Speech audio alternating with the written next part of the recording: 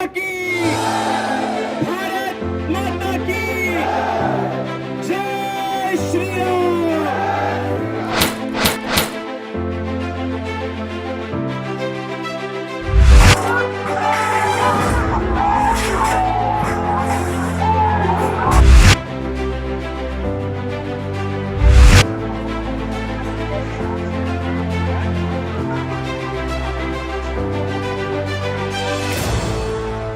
BJP যুব মোর্চার উত্তরকন্যা অভিযান ঘিরে ধুন্ধুমার শিলিগুড়ি। সকাল থেকেই দফায় দফায় পুলিশ ও বিজেপি কার্যকর্তাদের সংঘর্ষে উত্তেজনা ছড়ায় এলাকায়।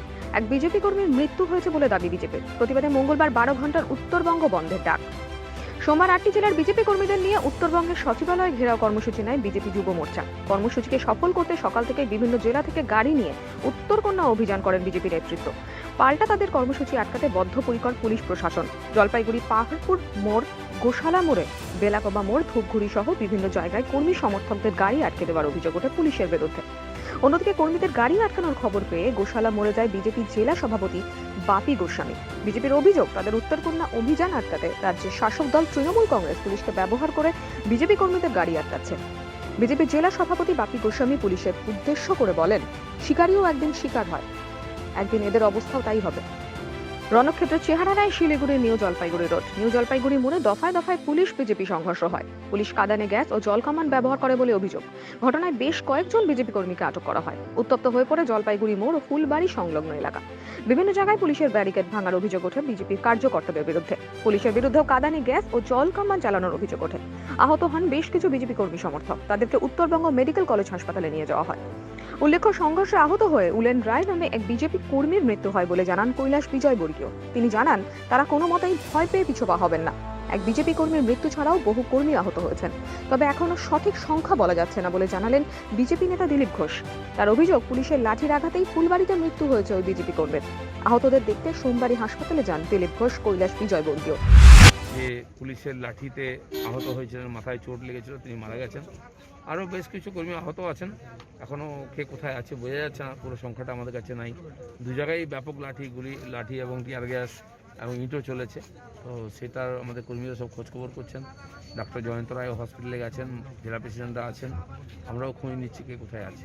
পুলিশ এবং রাজ্য সরকারের ভূমিকাকে কিভাবে দেখছেন?